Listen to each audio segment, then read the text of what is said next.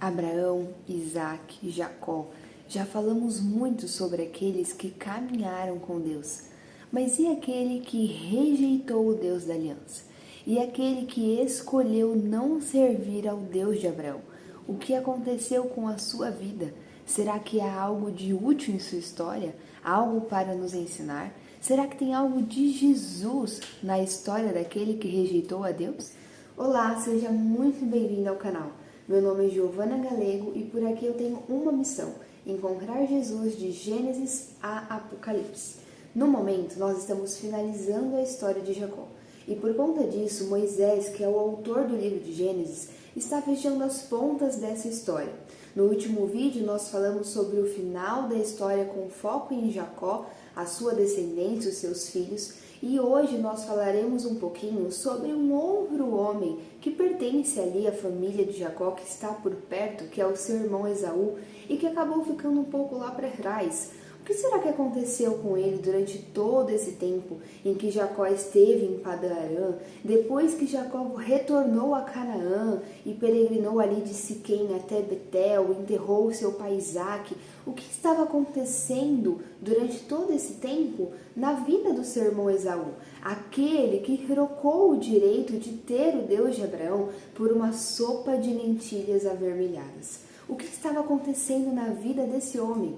É agora que Moisés vai dar para a gente um breve relato da sua história, o que aconteceu com ele, com os seus descendentes, e vai encerrar, digamos assim, esse ponto, para que a gente possa caminhar com a história da salvação, para que a gente possa continuar sabendo sobre a história dessa família tão importante, a família de Abraão, de onde veio Jesus Cristo, a salvação para todo aquele que nele crê. Então, já que Moisés está fechando esse ponto da história, nós também vamos nos deter a ele hoje. Vamos dar uma espiadinha na vida de Esaú. Abra sua Bíblia no capítulo 36 do livro de Gênesis. Nós vamos ler o capítulo todo e eu vou fazendo algumas pausas propositais. Depois nós vamos ler o capítulo 37, o verso 1, beleza? E aí a gente encerra o nosso vídeo de hoje. Mas vamos lá, verso 1. Esta é a história da família de Esaú, que é Edom. Esaú casou-se com mulheres de Canaã, com Ada, filha de Elon, o Hitita, e com Oolibama, filha de Aná e neta de Zibeão, o Eveu, e também com Basemate, filha de Ismael e irmã de Nebaiote. Ada deu a Esaú um filho chamado Elifaz. Basemate deu-lhe Reuel, e Oolibama deu-lhe Jeus, Jalão e Corá. Esses foram os filhos de Esaú que lhe nasceram em Canaã. Vamos fazer uma primeira pausa. Nessa primeira porção que nós lemos, nós temos praticamente uma breve apresentação deste homem, que se chama Esaú. E Esaú então teria casado com 3 mulheres que viviam na região de Canaã. E essas mulheres lhe deram filhos. Então, por enquanto, o que Moisés está nos dizendo é isso. Para a gente conseguir entender um pouquinho melhor quem é este homem e assim ir entendendo melhor a sua vida e tudo que vai acontecer, vamos voltar ao dia do seu nascimento. Quando a gente vai lá para Gênesis 25, verso 22, a gente tem algo muito importante sobre o momento do nascimento desses meninos, ou melhor, um pouco antes do nascimento. Quando Esaú e Jacó, que eram irmãos gêmeos, estavam dentro do ventre de Rebeca e eles lutavam, brigavam entre si e o ventre dela mostrava toda aquela luta que estava acontecendo dentro deles, Rebeca ficou tão angustiada com tudo aquilo, pensando que os meninos estivessem em aflição, estivessem passando por algum problema, que ela corre até o altar e pede para o Senhor uma resposta para que ele dissesse o que estava acontecendo com o seu filho, com a sua gestação. Até então ela não sabia que eram 2 meninos. E aí o Senhor vai dizer assim para ela no verso 23 do capítulo 25: 2 nações estão em seu ventre, já desde as suas entranhas 2 povos se separarão, e um deles será mais forte que o outro, mas o mais velho servirá ao mais novo. Então veja só, desde o ventre de Rebeca, algo já havia sido declarado sobre a vida desses gêmeos, a saber, Esaú e Jacó. Quando Rebeca questionou a Deus sobre o que estava acontecendo, Deus disse para ela que dentro do ventre dela tinham 2 garotos, 2 crianças, 2 meninos. E eles não eram apenas dois meninos, mas eles representavam duas nações, dois povos distintos que estavam em conflito. Um estava lutando contra o outro. Outra coisa que o Senhor já adiantou é que entre esses dois meninos, um seria mais forte do que o outro, e o mais novo seria superior em relação ao mais velho, ou o mais velho serviria o mais novo, o mais moço. Deus ali estava adiantando profeticamente para Rebeca que Jacó seria o maior entre os dois. O mais novo, o caçula, seria o maior entre os dois por ser o portador da promessa, por ser aquele escolhido por Deus para levar adiante a promessa que estava sobre aquela família, a bênção que havia sido entregue a Abraão e que depois havia sido passado de pai para filho. Quando os meninos nascem, aquele que vai nascer primeiro é Esaú, o personagem principal da nossa história de hoje, o mais velho. Em sequência, nasce Jacó.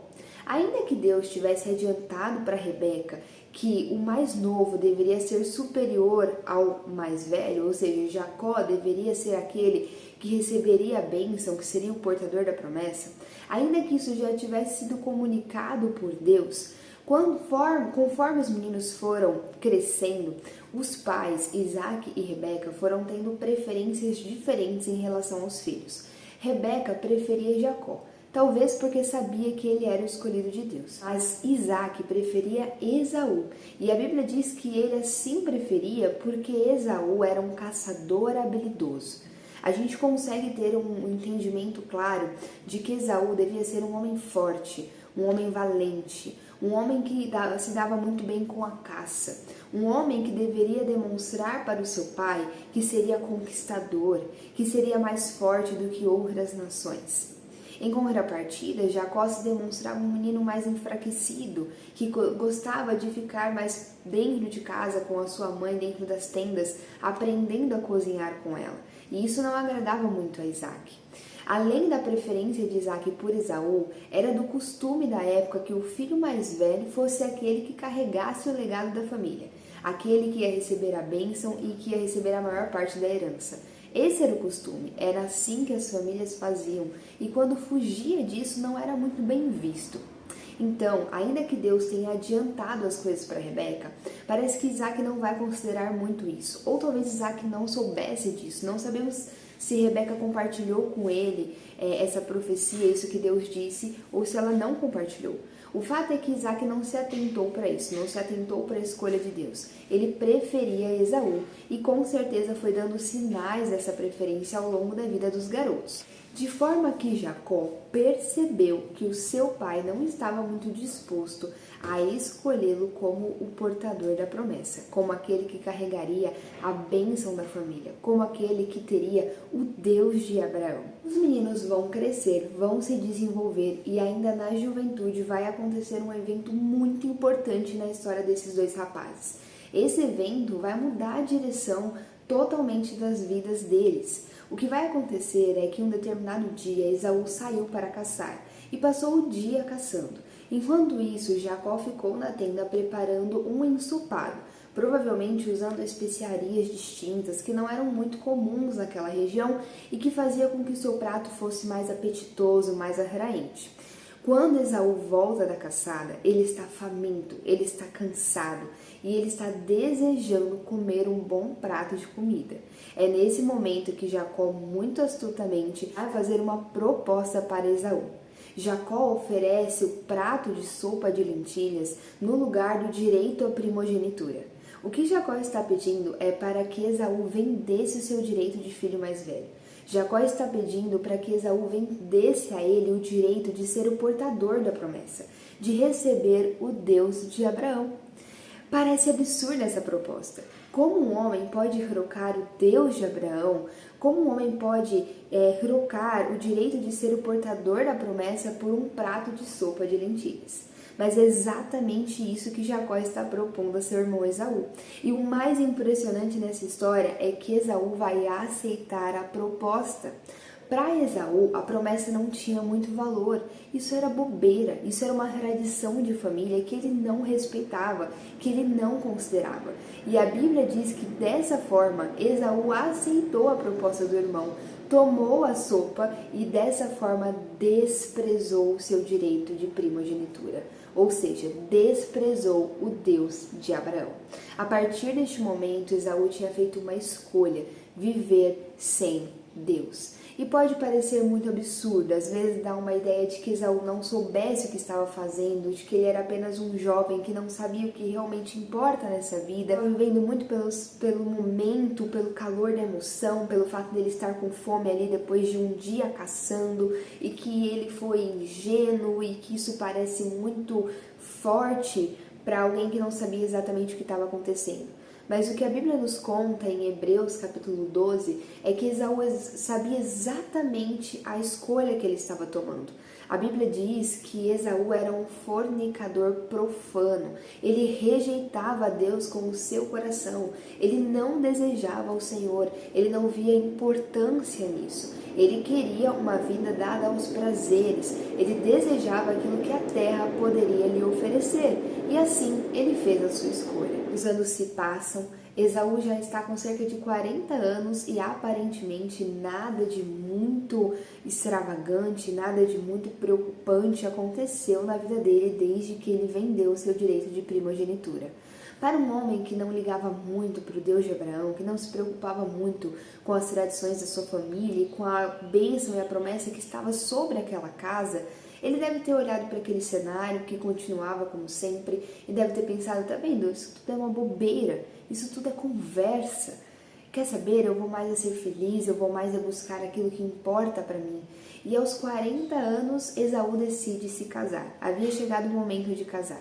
Vamos lembrar que Isaac tinha casado também aos 40 anos. Talvez Esaú estivesse mostrando para o seu pai que ele era realmente o modelo perfeito para ser o herdeiro principal.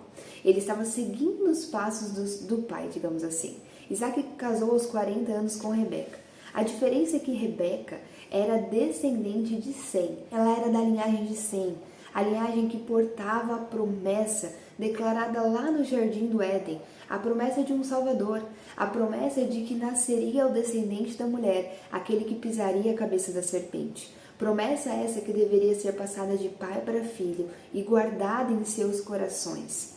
Promessa essa que iria passar ao longo de toda essa família até que o Senhor Jesus viesse ao mundo.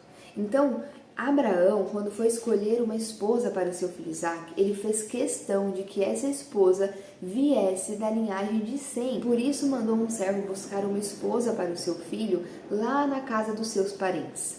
Só que aqui, diferente do que aconteceu com Isaac e Rebeca, Esaú vai tomar como esposa as mulheres de Canaã.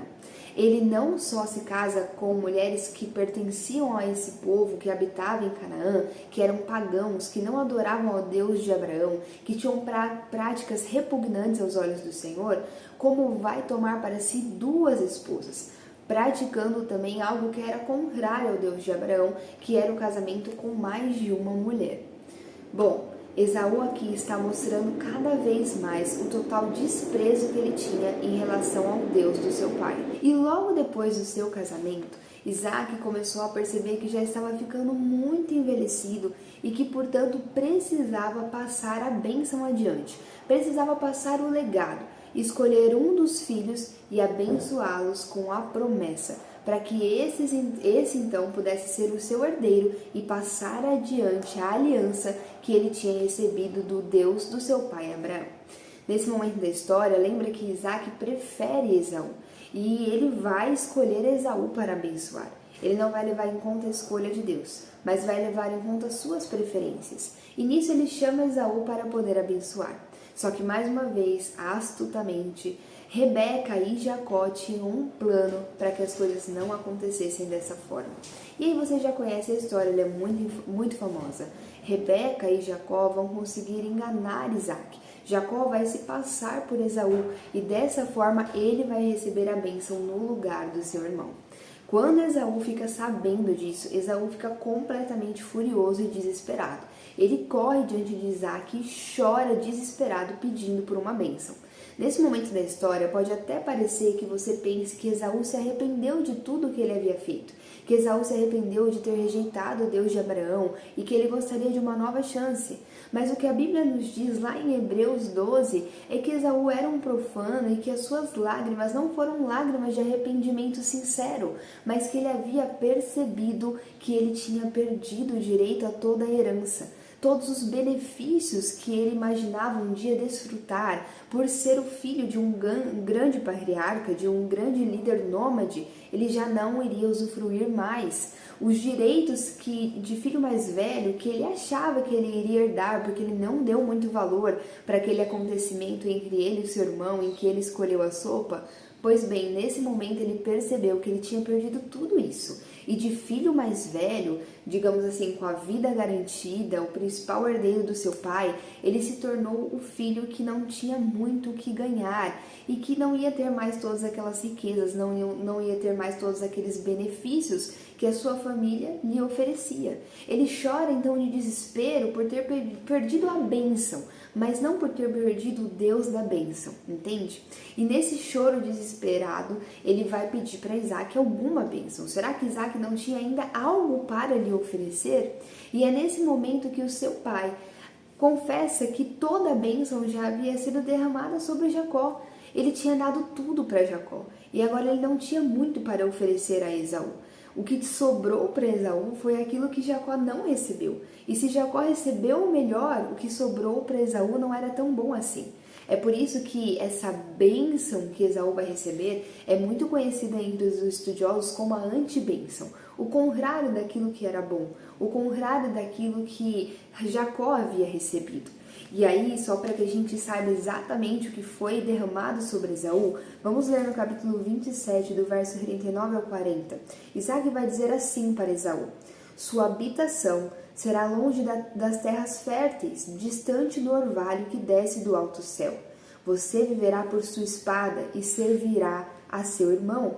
Mas quando você não suportar mais, arrancará do pescoço o jugo.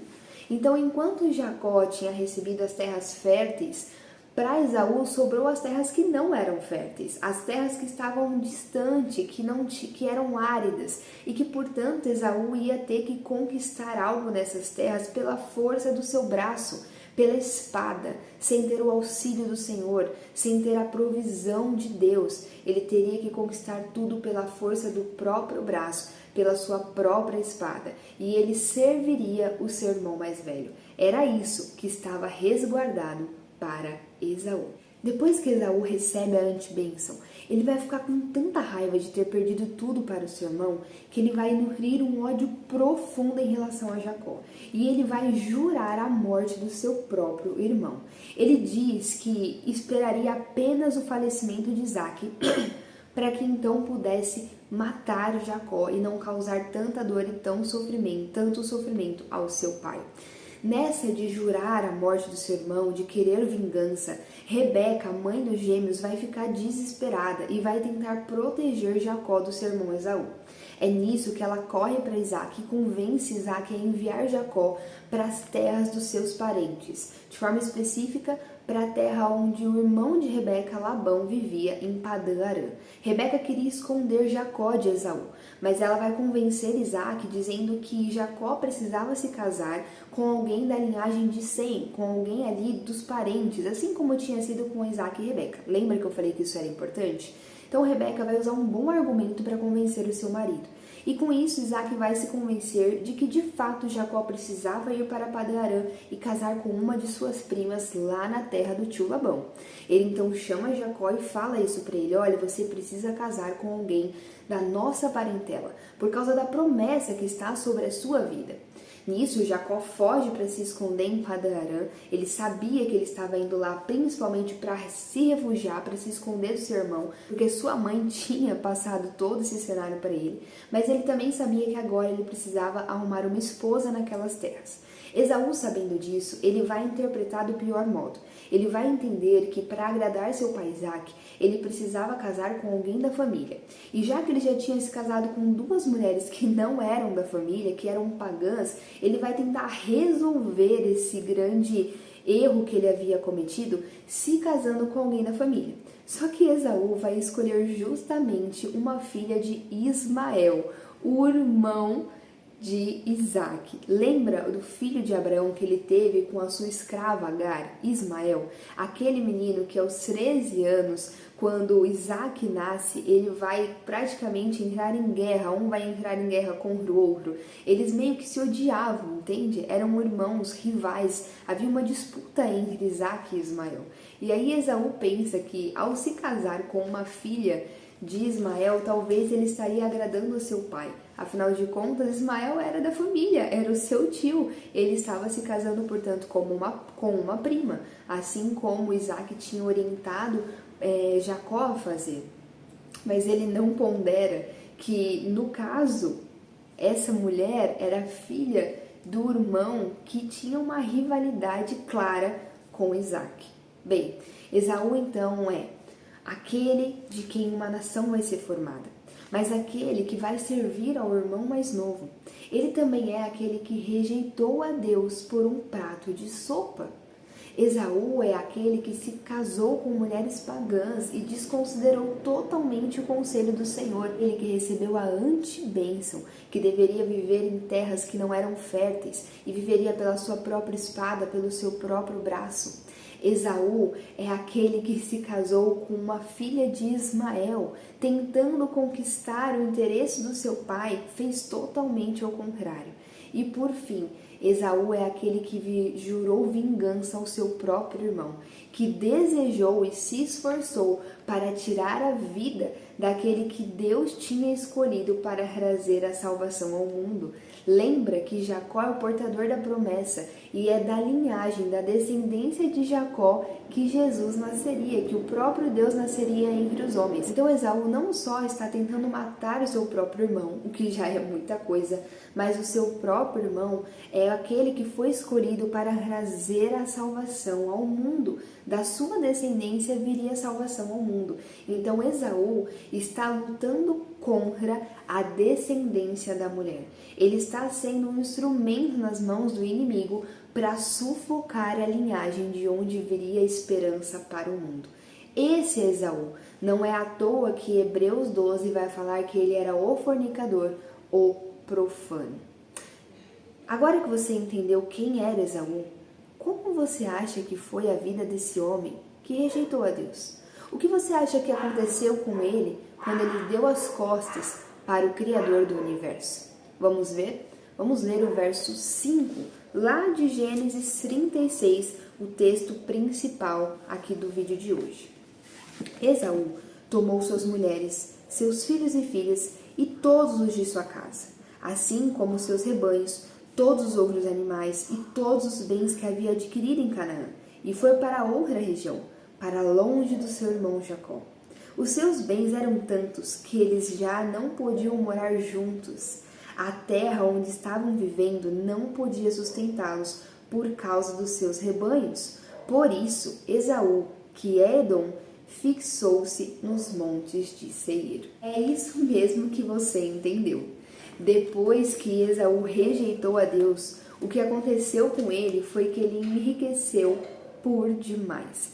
Ele prosperou tanto financeiramente que foi necessário que ele buscasse outras terras, porque quando Jacó finalmente voltou da casa do seu tio Labão e passou a ocupar Canaã, as suas riquezas começaram a disputar por espaço. Lembra que naquela época, gente, ser rico não era ter uma conta com muitos dólares, mas era ter muito gado, muitas cabeças de animais, muita terra, muitos servos. As riquezas ocupavam um espaço geográfico significativo e por conta disso esses dois irmãos já não conseguiam habitar o mesmo lugar. A terra era pequena para dois homens tão ricos, entendem? Então veja só. No tempo em que Jacó passou, sendo enganado pelo seu tio Labão, trabalhando para ele como um escravo. Lembra que Jacó ficou na casa de Labão por praticamente pouco mais, eu acho que até mais do que 20 anos, sendo tratado como um escravo por Labão. Ele enriqueceu pela graça de Deus, mas Labão constantemente vai tentar enganar Jacó. E ele ficou vivendo ali como um escravo, o portador da promessa, o dono pela fé da terra de Canaã, aquele de quem viria o Salvador, de onde viria a salvação para o mundo, estava em Padan-Aram sofrendo nas mãos de um tio que era tão manipulador e tão trapaceiro quanto ele era. Enquanto isso, em Canaã, perto do seu pai Isaque, estava vivendo Esaú, enriquecendo, fazendo alianças com os povos ao redor dele, casando com as mulheres da região, estreitando seus laços e enriquecendo, enriquecendo, enriquecendo. Quando Jacó volta de Padan-Aram, depois de mais de 20 anos, Jacó vai ficar desesperado, com muito medo de encontrar o seu irmão Esaú em Canaã e Esaú finalmente conseguir efetuar a sua vingança e tirar a sua vida. Tem vídeo aqui no canal falando sobre esse episódio da vida dos irmãos também. Fato é que Jacó vai ficar tão desesperado que ele vai clamar a Deus e ali muita coisa vai acontecer. Quando ele então finalmente encontra Esaú, ele se surpreende, porque Esaú parece já não querer matar Jacó, parece que isso era um ponto resolvido na sua vida. E ele então vai abraçar Jacó e vai perdoar Jacó, e Jacó vai ficar impressionado com tudo isso. E é óbvio que isso foi uma ação de Deus na vida de Jacó, a graça, a misericórdia de Deus, que vai fazer com que Jacó encontre reconciliação no coração do seu irmão. Agora, o que será que estava passando no interior do seu irmão? Porque Esaú era o profano, Esaú não tinha Deus. Então, provavelmente, gente, o que acontece quando Esaú vê seu irmão Jacó retornando é que com o passar do tempo, a sua fúria foi sendo aplacada porque ele foi enriquecendo. Provavelmente, Esaú olhou para a sua vida, olhou para toda aquela prosperidade e pensou: não é que esse lance de promessa era uma besteira mesmo? Não é que essa questão do Deus do meu pai, essa tradição de família realmente não tinha valor nenhum? Eu não fui aquele que recebeu a antibênção? Eu não fui o rejeitado por Deus? Pois bem, olha como eu estou. Olha como eu estou enriquecendo. Olha como eu vou bem. Olha como os meus planos estão sendo alcançados. Olha, eu estou alçando voos. Eu estou a milhão. Para que eu vou me preocupar com isso? Isso é bobeira.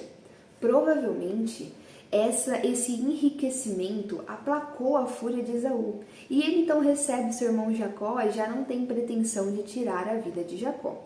Pois bem, Jacó se estabelece em Canaã e Esaú chega à conclusão de que é momento dele buscar uma outra terra, porque de fato Canaã não estava comportando os dois meninos. Então veja, a antibênção se cumpre. Aquilo que Deus havia determinado para a vida de Esaú através de Isaque realmente acontece. Ele não vai mais viver nas terras do seu irmão Jacó, porque essas tinham sido dadas a Jacó pela fé.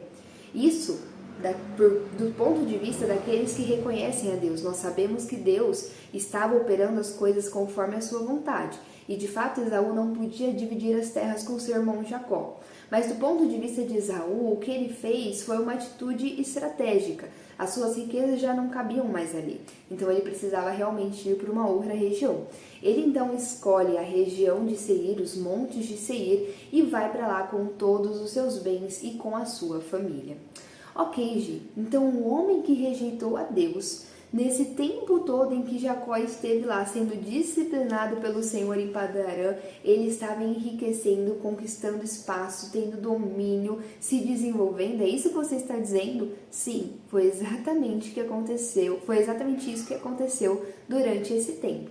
Tá, Gi, tudo bem, mas e agora? Agora que ele foi para esses montes de Seir, acho que ele vai encontrar problemas pela frente. O que vai acontecer lá? Como eram os filhos de Esaú? Certeza que os filhos de Esaú não eram tão boa gente assim. Vamos ver, gente. Vamos ver como era essa família. Verso 9. Este é o registro da descendência de Esaú, pai dos Edomitas, nos montes de Seir. Estes são os nomes dos filhos de Esaú. Elifaz, filho de Ada, mulher de Esaú, e Reuel, filho de Basemate, mulher de Esaú. Estes foram os filhos de Elifaz: Temã, Omar, Zefô, Gaitã e Kenaz. Elifaz, filho de Esaú, tinha uma concubina chamada Timina, que lhe deu um filho chamado Amaleque. Foram esses os netos de Ada, mulher de Esaú.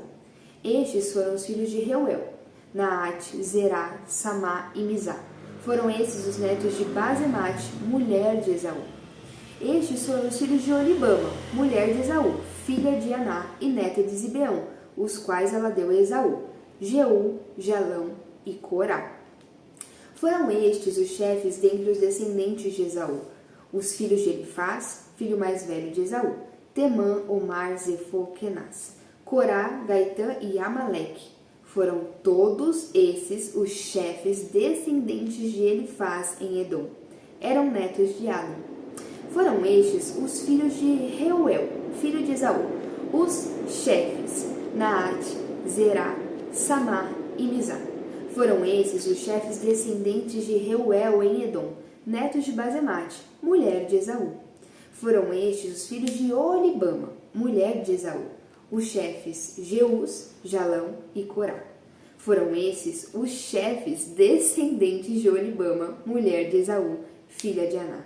Foram esses os filhos de Esaú, que é Edom, e esses foram os seus chefes. Gente, quando Esaú chega na região de Seir, ele vai se desenvolver, os seus descendentes vão se desenvolver. Eles vão formar tribos, vão formar clãs, e os filhos de Esaú vão chefiar todos esses clãs, todas essas tribos. O pessoal de Esaú vivia pela espada, e a liderança estava muito mais relacionada ao poder, ao domínio, à capacidade de conquistar aquele grupo, de liderar aquele grupo, do que uma linhagem que havia sido estabelecida por algo superior, como acontecia com aqueles que estavam debaixo da liderança do Deus de Abraão. Os líderes eram os escolhidos por Deus. Aqui, na família de Esaú, não era assim que funcionava. Os líderes eram aqueles que se demonstravam mais fortes pelo poder, pela força da sua espada. E mesmo sendo assim, os filhos de Esaú, todos os seus filhos, vão se tornar chefes de clãs, de tribos. Eles vão liderar todo aquele povo que estava se desenvolvendo a partir de Esaú. Ou seja, eram líderes, eram fortes. Eles não eram filhos quebrados. Eles não eram filhos que aparentavam, que emanavam fracasso. Na verdade, eles deveriam ser caçadores habilidosos como o seu pai. Deviam ser homens valentes. E o seu ofício, como chefes de clãs e tribos, representava essa força que eles carregavam. Não é possível que ele também tem filhos prósperos, ricos, valentes, bem posicionados entre os homens. Mas então essa galera aí, esse povo, essa nação que ele se desenvolveu, devia ser uma nação fraca. Tinha que ter alguma coisa de errado nessa história.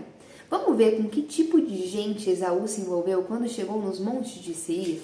Acompanha comigo a leitura no verso 20, diz o seguinte: Estes foram os filhos de Seir, o Oreu, que estavam habitando aquela região. Então, olha, aquela região, ela já estava sendo habitada por alguém quando Esaú chega, que são os filhos de Seir. Por isso a região se chama Seir. E os filhos dele já habitavam aquela região, a sua descendência já habitava essa região. E eles eram Lotã, Sobal, Zibeão e Aná, Dissom, Ézer e Dissã. Esses filhos de Seir foram chefes dos Oreus no território de Edom. Então veja só, no território de Edom, Esaú estava conquistando domínio, ainda que ele tivesse chegado na região e ali já tivesse gente morando, a força de Esaú, a força da sua espada era tão grande que a região de Seir se tornou o território de Edom. Então ele dominou essa galera. Estes foram os filhos de Lotã, Ori e Emã. Timina era irmã de Lotã. Estes foram os filhos de Sobal, Alvã, Manaate, Ebal, Sefô e Onã. Estes foram os filhos de Zibeão, Aiá e Aná. Foi este Aná que descobriu as fontes de águas quentes no deserto, quando levava para pastar os jumentos de Zibeão, seu pai. Olha, então além de já ter uma galera habitando aquele lugar, parece que essa galera não era qualquer galera. Era uma galera significativamente importante. Eles estavam relacionados com o tal do Aná, aquele que descobriu as fontes de água quente no deserto. Essa descoberta na época não foi pouca coisa. Como meu pastor estava me explicando, é como se ele tivesse descoberto uma fonte de petróleo. E isso ficou marcado. Ele se tornou um homem famoso por conta dessa grande descoberta. E as pessoas ali da sua região, o seu povo, também se tornou um povo importante. Eram homens inteligentes, homens conquistadores, homens de grandes descobertas. A gente pode dizer que o pessoal que habitava naquela região era uma galera importante. Versículo 25. Estes foram os filhos de Aná, Disson e Oolibama, a filha de Aná. Estes foram os filhos de Disson, Endã, Esban, Irã e Querã. Estes foram os filhos de Ezer, Bilã, Zaavan e Acã. Estes foram os filhos de Dizã, Uz e Arã. Estes foram os chefes dos Oreus, Lotã, Sobal, Zibeão, Aná, Dizon, Ezer e Dizã. Esses foram os chefes dos Oreus, de acordo com as suas divisões tribais na região de Seir. Então essa galera da região de Seir era uma galera importante. Mas mesmo sendo uma galera importante, Esaú conseguiu dominá-los. Esaú se tornou mais importante, a ponto de a região de Seir, ou as montanhas de Seir, se tornarem território de Edom. Vocês perceberam, enquanto eu lia, alguns nomes familiares, como Oolibama ou Timina? Esses dois nomes são duas mulheres que se casaram com descendentes de Esaú. Oolibama se casou com o próprio Esaú e Timina foi tomada como concubina por Elifaz, o filho mais velho de Esaú. Por que eu estou evidenciando para vocês esses dois nomes? Para que você perceba que Esaú, muito astuto, muito inteligente, estabeleceu relações com esse povo através também dos casamentos. Então, eles foram criando alianças, eles foram se misturando, os dois povos foram se misturando para formar a nação, então conhecida como Edom, para formar os Edomitas. Agora, como será que era essa nação? Será que Edom era uma nação forte? Estes foram os reis que reinaram no território de Edom antes de haver rei entre os israelitas. Belá, filho de Beor, reinou em Edom. Sua cidade chamava-se Dinabá. Quando Belá morreu, foi sucedido por Jobabe, filho de Zerá, de Bozrá. Jobabe morreu e Uzã, da terra dos Temanitas, foi o seu sucessor. Uzã morreu e Hadade, filho de Bedade, que tinha derrotado os midianitas na terra de Moabe, foi o seu sucessor. Sua cidade chamava-se Avite. Vocês percebem que aqui os reis de Edom estão sendo mencionados, e esses reis, eles ascendem ao trono, eles ascendem ao poder, não porque eles pertencem a uma linhagem específica, como acontecia na nação de Israel. Fulano, filho de Davi. Não. Aqui eles ascendem ao poder por causa das suas conquistas. Vocês percebem isso? Olha, fulano que derrotou os midianitas, fulano que derrotou não sei quem. Então era a força que fazia esses homens se tornarem reis. Em tese, eles não estavam submetidos a nenhuma lei superior. Em tese, porque na prática eles estavam sendo gerenciados pela lei humana, né? Pelo medo, pela opressão, pela lei do mais forte. Eles viviam como animais, em que a lei do mais forte é o que domina. Eles não viviam como imagens de Deus, mas como animais racionais meramente. À medida que esse rei mudava, aparentemente as capitais também iam mudando. Isso tem muito a ver com o ego, né, dos homens, que quando se tornam reis, quando assumem certa liderança, querem ter um lugar que carrega o seu nome e assim por diante. Verso 36. Hadade morreu, e Sanlá de Masreca foi o seu sucessor. Sanlá morreu, e Saul de Reobote, próximo ao Eufrates, foi o seu sucessor. Saul morreu, e Baal-Anã, filho de Aquibor, foi o seu sucessor. Baal-Anã, filho de Aquibor, morreu, e Hadade foi o seu sucessor. Sua cidade chamava-se Paú, e o nome de sua mulher era Meetabel, filha de Macred, neta de Mesaabe. Estes foram os chefes descendentes de Esaú, conforme os seus nomes, clãs e regiões. Timina, Alva, Getete, Oolibama, Elá, Pinom, Kenaz, Temã, Mibzar, Magdiel e Irã. Foram esses os chefes de Edom. Cada um deles fixou-se numa região da terra que ocuparam. Os edomitas eram descendentes de Esaú. Gente, então não. A nação de Edom não era uma nação fraca, era uma nação forte, era uma nação poderosa, era uma nação que conquistava terras, que conquistava territórios, uma nação que vivia pela força da sua espada. Lembra da antebênção de Isaac? Eles realmente conquistavam as coisas pela força do seu braço. Eles não tinham o auxílio de Deus, mas aparentemente isso não fazia muita diferença. E uma coisa fundamental que é mencionado logo no primeiro versículo que eu li dessa porção: estes foram os reis que reinaram no território de Edom antes de haver rei entre os israelitas. Sabe por que isso aqui está escrito? Está nos dizendo que Edom se tornou uma nação tão desenvolvida a ponto de ter uma monarquia, a ponto de ter reis estabelecidos antes mesmo de Israel. Ou seja, antes de Israel se desenvolver e chegar ao ponto de ser uma nação com reis estabelecidos, Edom já havia chegado a esse nível de desenvolvimento muito antes. Então a nação proveniente de Esaú não só era uma nação forte, uma nação que se mantinha com a força do seu braço, que era capaz de vencer pela espada mesmo sem o auxílio do Senhor.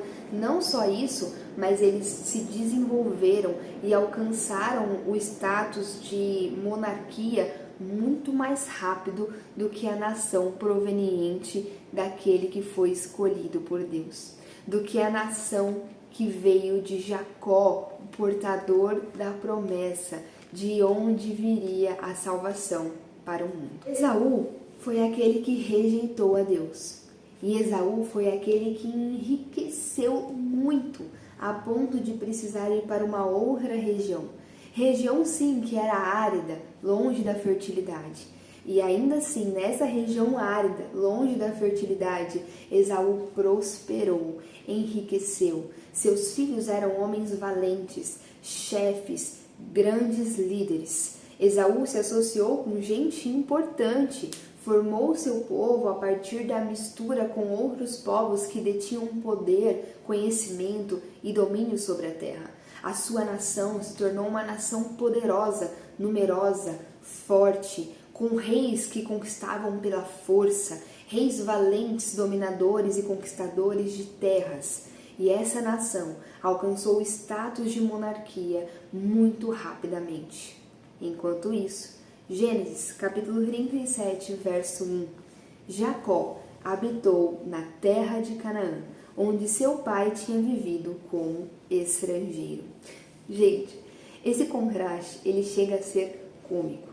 A sensação é que o autor Moisés faz propositalmente e nos mostra todo um desenvolvimento brilhante daquele que era profano, daquele que rejeitou a Deus, e logo em sequência nos mostra como se encontrava aquele que tinha a Deus, Jacó, o portador da promessa.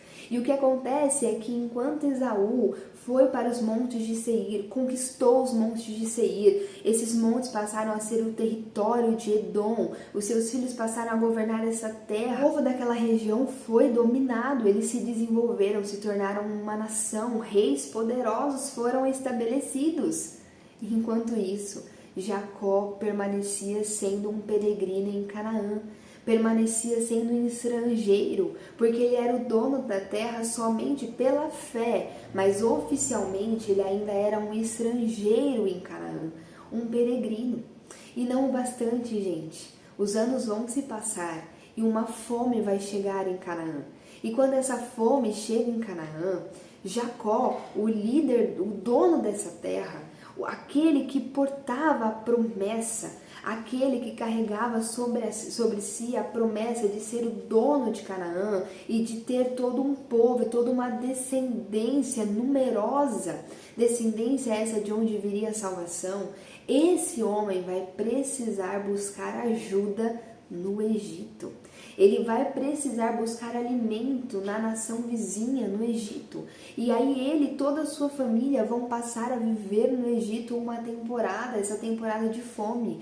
E ali eles vão se multiplicar, os anos vão se passar e eles vão se tornar um povo tão numeroso no Egito que os novos faraós vão começar a temer esse povo e vão subjugá-los, vão colocá-los em condição de escravidão. Sim, Jacó, a sua descendência, ao contrário da descendência de Esaú, não vai se desenvolver rapidamente, dominar as suas terras e ter uma nação poderosa e bem estabelecida rapidamente, não. Jacó vai para o Egito buscar auxílio. Ali a sua descendência se multiplica e se torna escrava dos egípcios por 400 anos. E depois de 400 anos de opressão e de escravidão numa outra terra, Deus levanta um homem chamado Moisés, liberta esse povo da escravidão, mas aí eles vão peregrinar 40 anos no deserto. E detalhe, no tempo em que eles peregrinam pelo deserto, Deus não vai permitir que esse povo invada as terras de Seir. Gente, sim, Deuteronômio 2, Deus vai falar para Moisés que não era permitido que eles entrassem em Seir e dominassem aquelas terras, porque Deus havia dado essas terras para Esaú. Eles, portanto, deveriam contornar as montanhas de Seir, e é exatamente isso que o povo hebreu, o povo que vai dar origem à nação de Israel, vai fazer. Eles vão contornar as montanhas de Seir e vão peregrinar pelo deserto. Essa geração vai acabar morrendo no deserto, não vai ver a terra de Canaã, porque não teve fé no Deus de Abraão, porque não vai acreditar, não teve a condição de crer nas promessas desse Deus, e eles acabam morrendo no deserto. E somente a próxima geração tem a chance de começar um movimento de conquista pelas terras. Depois disso, seu líder Josué falece, e após a morte de Josué, esse povo vai passar por um período muito ruim de instabilidade, onde líderes pontuais, os juízes, são levantados, mas logo eles caem e o povo se perde por completo novamente, e é como se não houvesse rei em Israel, como se não houvesse Deus em Israel, cada um fazia o que bem entendia. Só depois de tudo isso é que o primeiro rei vai ser erguido em Israel. E mesmo assim, depois que uma monarquia é estabelecida em Israel, essa nação passa por altos e baixos, é exilada e muitas outras coisas difíceis acontecem por causa da desobediência desse povo em relação ao seu Deus. Se nós colocamos na balança, a nossa mentalidade humana não consegue compreender onde está a justiça em tudo isso. Temos a expectativa de que Esaú e a sua linhagem colha somente coisas ruins dessa vida. A gente quer que as coisas deem errado para eles. Afinal de contas, eles são a linhagem daquele que era o profano, daquele que rejeitou a Deus. Em contrapartida, nós desejamos que Jacó seja perfeito, que as coisas deem certo para ele o tempo todo, que ele seja quase um anjo aqui na terra, sem pecado, sem defeito, sem coisa alguma. Nós temos essa expectativa. Mas quando nós vamos para a palavra de Deus, ela frustra as nossas expectativas. E talvez tenha sido por isso que ao longo do vídeo, enquanto eu fui mostrando para você a história de Esaú, você foi ficando incomodado. Uma estranheza foi sendo gerada no seu coração, um certo desconforto, e você não entende por que você está desconfortável. Você está tentando achar justificativas para tudo isso. Está tentando, de forma moral, de forma religiosa, organizar esses acontecimentos de uma forma que a sua cabeça possa aceitar tudo isso, possa digerir tudo isso. Nós ficamos incomodados porque, primeiro, a nossa mente é inimiga de Deus, o que significa que a gente sempre vai fazer uma leitura equivocada da realidade. A gente sempre vai interpretar as coisas de forma muito mentirosa. E sem a verdade para nos alinhar, a gente não consegue enxergar aquilo que é real, aquilo que é justo, aquilo que é verdadeiro. A gente sempre vai fazer uma leitura distorcida da vida e de tudo que está ao nosso redor. Segundo, que já tendo uma mente inimiga, essa mente é alimentada com falsos ensinos. Muitos de nós crescemos em contextos em que nos ensinaram que você deve caminhar com Deus para ter uma boa vida. Caminhar com Deus é sinônimo de viver uma vida boa e perfeita, sem problemas. Para muitos, o caminhar com Deus é a chave para o sucesso. Se você quer prosperar, você precisa agradar a Deus. Se você quer enriquecer, você precisa semear o seu dinheiro na casa de Deus. Dê a Deus e Ele te recompensará. Seja santo, caminhe conforme a vontade de Deus, para que Deus se agrade de você e te faça prosperar. Para muitos, enriquecer é sinônimo de bênção, enquanto empobrecer é sinônimo de maldição. Fomos ensinados assim. Fomos ensinados a sermos um exemplo para as pessoas. Olha, cuidado com o exemplo. Menino, menina, dê testemunho. Você é um servo do Senhor. E de forma muito sutil, e muitas vezes esses ensinos eles não chegam até nós com maldade, mas também por engano e por equívoco, de forma muito sutil nós vamos sendo ensinados a cada vez mais depositarmos o nosso olhar sobre nós mesmos e não sobre Deus. O ser testemunha de Cristo, que é o que a Bíblia nos convida a ser, deixa de ser aquele que viu a Jesus e por isso fala sobre o que viu, que é Jesus Cristo, o seu Evangelho, a sua palavra. Nós deixamos de ser essas testemunhas para tentarmos ter uma vida perfeita, para que olhem para a gente e quem sabe conheçam a Jesus. Isso não faz o menor sentido. Quando a Bíblia nos chama para sermos testemunhas, a Bíblia está nos chamando para comunicarmos aquilo que vimos. Uma testemunha fala do que viu, fala de Jesus, fala da verdade, porque viu a verdade. Uma testemunha não fala sobre si. Mas em algum momento as coisas se tornam tão confusas na nossa mente inimiga que a gente começa a acreditar que o ser testemunha é ter que ter uma vida rígida para servir a um Deus exigente e quem sabe conseguir convencer o mundo de que estar com Deus é melhor, estar com Deus vale a pena porque a vida com Deus é uma vida boa, é uma vida perfeita, é uma vida sem problemas. Estar com Deus é fazer as melhores escolhas e é, portanto, ter a chave para o sucesso. Só que aí, em algum momento, essa equação dá errado. Em algum momento a fórmula não funciona. E você que é esse servo que tenta obedecer a esse Deus tão exigente para quem sabe receber alguma bênção dele, começa a adoecer, ou perde o emprego, começa a empobrecer, ou ainda que tenha tanto dentro de si, existe um vazio profundo, uma angústia que parece que nunca vai ter fim, uma total insatisfação, um descontentamento, uma vontade de não viver mais. E aí você olha para o Evangelho diz, olha, a alegria é Jesus Cristo, ela vive em você. Ele é a fonte da tua satisfação, Ele é a razão do teu viver, estar com Ele vale mais do que tudo, Ele é a eternidade, Ele é a esperança da glória e isso basta. E aí você olha para essas verdades e diz, onde está tudo isso? Porque eu não desfruto de tudo isso. Porque eu tenho a Jesus, mas vivo uma vida tão insatisfeita. Eu tenho a Jesus, mas estou tão cansado carregando esse fardo nas minhas costas de tentar agradar a Deus constantemente para quem sabe poder colher das suas bênçãos. E então você entra em crise, porque aquilo que a Bíblia diz é completamente o oposto daquilo que você crê e, portanto, daquilo que você vive. Talvez você, nessa história toda, se identifique com o Jacó. Talvez você seja aquele que foi redimido por Jesus Cristo, que foi perdoado, que porta a promessa, que a esperança vive dentro de você, mas você não consegue usufruir de tudo isso porque você olha para o lado e se compara com aquele que não tem a Deus e espera algo de Deus que Ele nunca disse que te daria.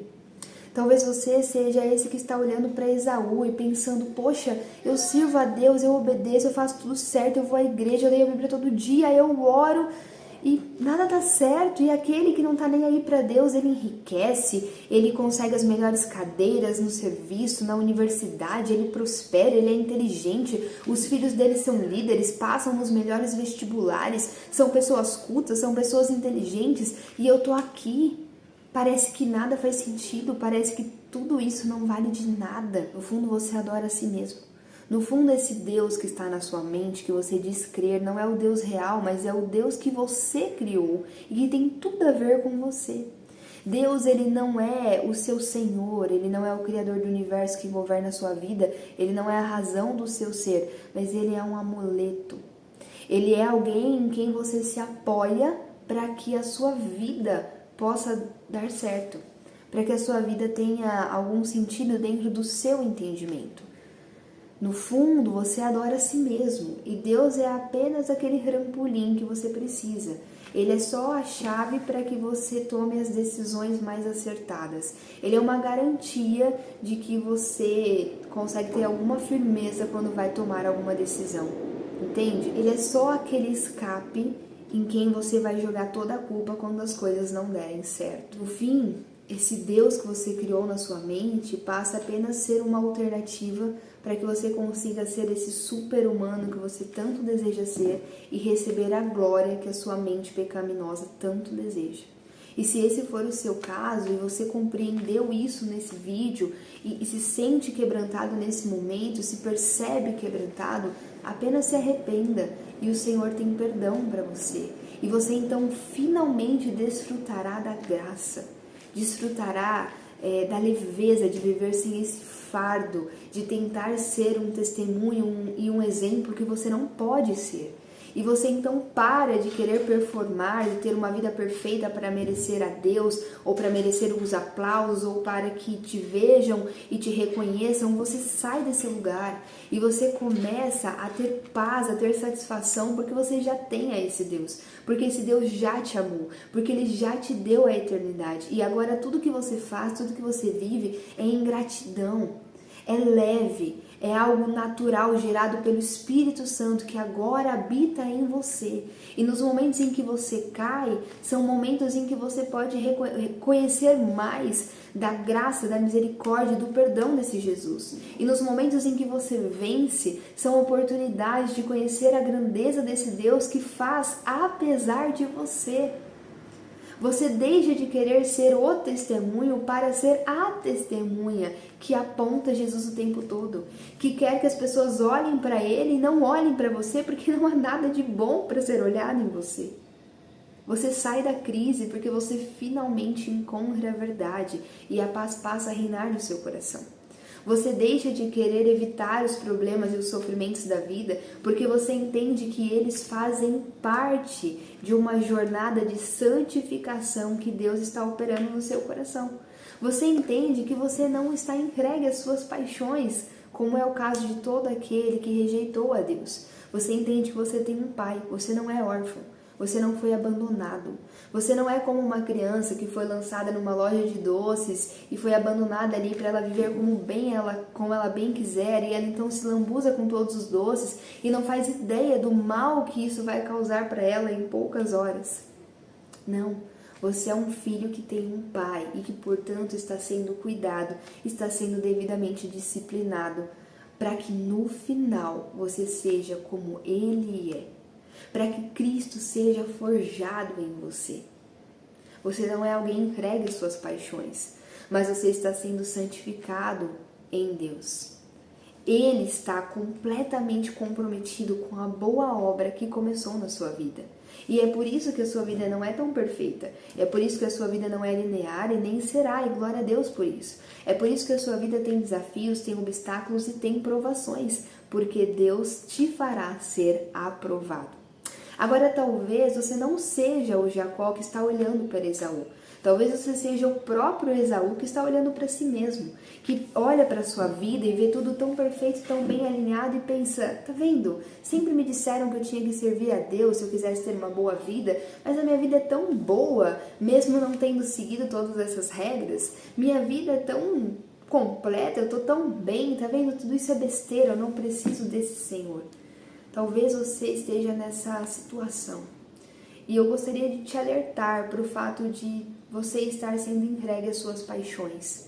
Talvez você esteja vivendo uma vida totalmente indiferente em relação à existência de Deus. Você não tem considerado Deus e você acha que Deus não importa, que você não precisa dele, que no fundo tudo isso é uma baboseira e uma grande mentira. Cuidado! Pode ser que Deus tenha te entregado às suas paixões.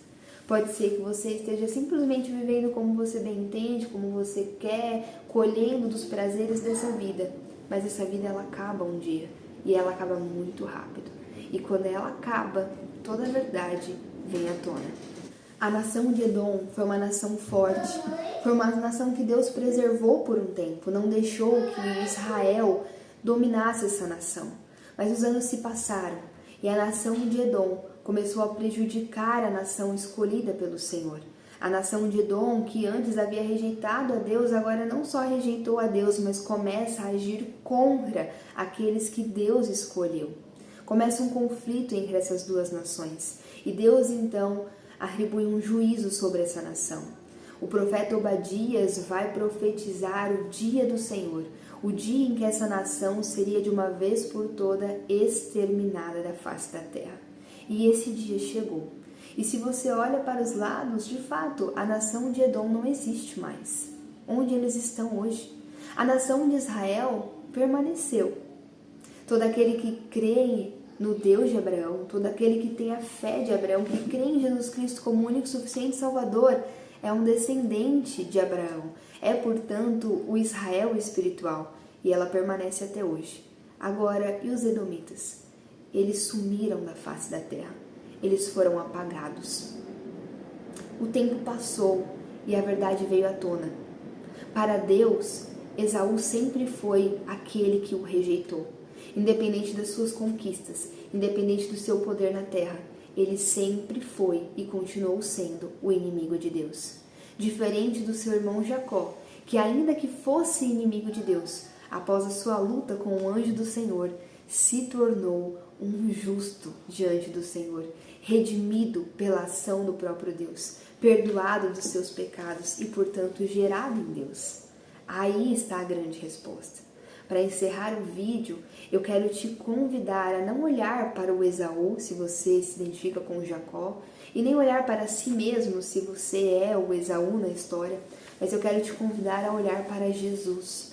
A grande diferença entre os irmãos a gente consegue entender quando a gente olha para os seus nomes, que portam as suas identidades. Lembra do começo da história? Lembra que no ventre de suas mães, esses irmãos representavam duas nações? Lembra que Esaú é aquele que vai dar origem a Edom e Jacó é aquele que vai dar origem a Israel.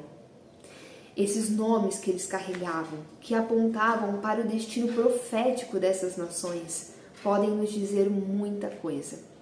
Repara comigo, Jacó significa o trapaceiro. E de fato, Jacó era um grande trapaceiro, um mentiroso, um enganador, um omisso, um covarde. Aquele que tentava tirar vantagem de tudo com o seu jeitinho malandro de ser. Ele não merecia Deus, mas em determinado momento, Deus o escolheu e através do anjo do Senhor o perdoou, depois que Jacó reconheceu a sua real condição de inimigo de Deus. Jacó também nasceu inimigo de Deus, mas em determinado momento da história ele reconheceu que ele era esse inimigo. Ele reconheceu que necessitava do perdão de Deus. Ele reconheceu que a sua identidade era a identidade de trapaceiro. E a partir desse momento de arrependimento, Deus o redimiu. Deus o perdoou e Deus mudou a sua identidade. De inimigo de Deus, ele se tornou alguém que foi gerado em Deus por crer na promessa, por crer no Salvador. E de Jacó, ele se tornou Israel, o príncipe de Deus, aquele que lutou com homens e com Deus e venceu. Depois disso, gente, Jacó não se tornou alguém perfeito. Nós vamos continuar vendo seus erros. Ele errou enquanto pai, ele errou enquanto esposo, ele errou enquanto líder da nação. Ele continua pecando, ele continua mentindo, ele continua tendo seus deslizes. Mas agora Jacó é um homem quebrantado. Ele erra não porque ele quer, mas porque muitas vezes ele não consegue não errar.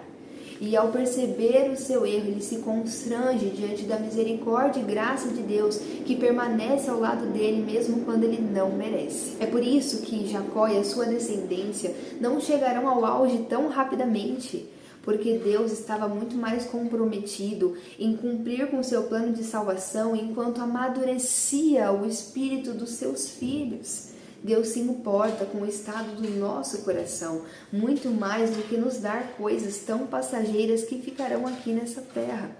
Agora vamos ver Esaú. Esaú, assim como Jacó, também nasceu inimigo de Deus. Esaú significa o peludo. O seu nome fazia menção a uma característica física apenas, algo estético, algo que estava exposto no seu corpo. Mas depois, Esaú vai se tornar Edom. Edom é o vermelho, faz menção àquele ensopado. aquele ensopado que ele preferiu no lugar de Deus. Houve uma mudança na identidade de Jacó. Ele deixou de ser o trapaceiro para ser o príncipe de Deus. Agora, não houve uma mudança na identidade de Esaú. Ele era o inimigo de Deus para aquele que continuou escolhendo ser o inimigo de Deus. Essa é a grande diferença. Ainda que aos olhos humanos e na terra, Esaú tenha se desenvolvido, se tornado um grande líder, alguém que tinha uma grande nação forte e poderosa, que cresceu rapidamente, que enriqueceu muito, diante de Deus, ele continuou sendo, até o fim, aquele que rejeitou ao Senhor. Ele continuou sendo o Edom, o vermelho, o da sopa vermelha, aquele que me trocou por uma sopa. E no dia do juízo final, no grande dia, quando nós estivermos diante do tribunal de Deus, Jacó, apesar de todos os seus delitos, será visto por Deus como o príncipe de Deus, o Israel, aquele que foi perdoado. Agora Esaú, ainda que tenha sido rei sobre a terra, será visto por Deus como aquele que me trocou por uma sopa. Aqueles que não creem em Jesus como o único suficiente Salvador, olham para o sangue que está no seu manto quando ele vier no grande dia. E esse sangue não é mais o seu próprio sangue derramado em favor de muitos, mas é o sangue de todo aquele que não creu no Senhor e que agora é digno de toda a ira divina. Aquele que creu em Jesus não recebe da ira divina porque toda a ira divina foi derramada sobre o próprio Jesus, para que não fosse derramada sobre nós, que agora recebemos o seu perdão. Mas aqueles que não creem em Jesus receberão a ira que merecem quando chegar o grande dia. Para aqueles que estão em Jesus, o sangue é perdoador. Mas para aqueles que não estão em Jesus, o sangue que mancha as suas vestes é o sangue da justa vingança de Deus. Para Jacó, Jesus representa salvação. Mas para Esaú, Jesus representa condenação. E a minha pergunta para você é: quem é Jesus para você? Que Deus te abençoe e até o próximo vídeo.